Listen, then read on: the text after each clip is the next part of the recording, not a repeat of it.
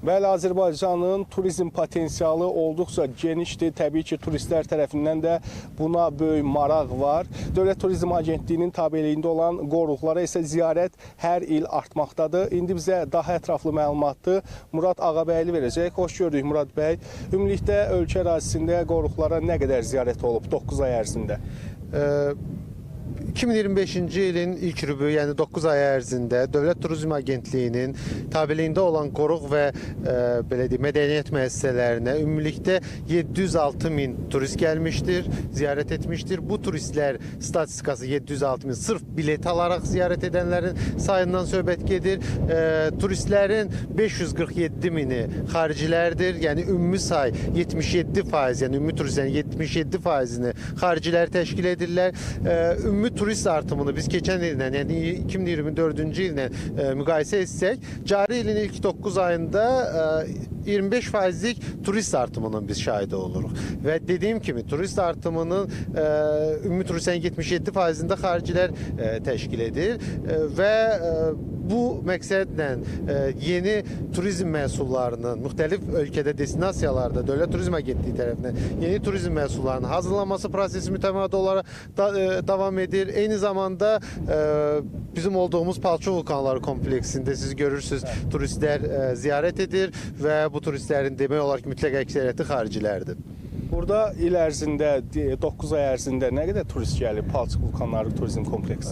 Palçıq Vulkanları Turizm Kompleksi yeni turizm məhsullarından, yeni turizm destinasiyalarından biridir. Eyni zamanda bildiyiniz kimi ötən il açılışı baş tutmuşdur və statistik məlumatlar onu göstərir ki, gələn turistlərin sayı hər ay artan şkala ilə davam edir.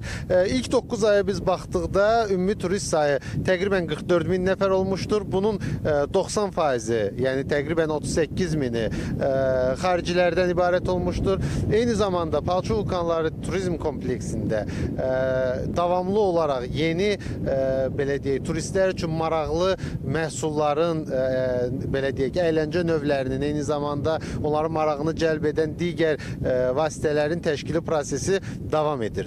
Biz elə hazırda dayandığımız yerdə də yeni vulkanları müşahidə edirik. Elə bu da yeni marşruta əlavə olunan vulkanlardandır. Bu barədə danışardınız.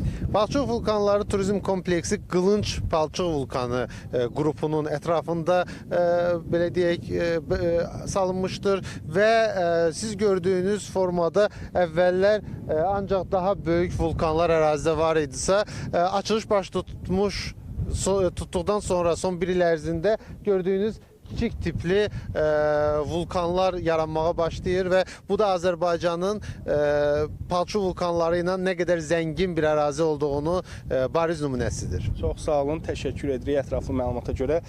Bəli, hörmətli tamaşaçılar, burada xüsusilə vurğulamaq istərdim ki, dünyanın ən böyük palçıq vulkanı da məhz bu ərazidə yerləşir və turistlərin də marağı kifayət qədər böyükdür.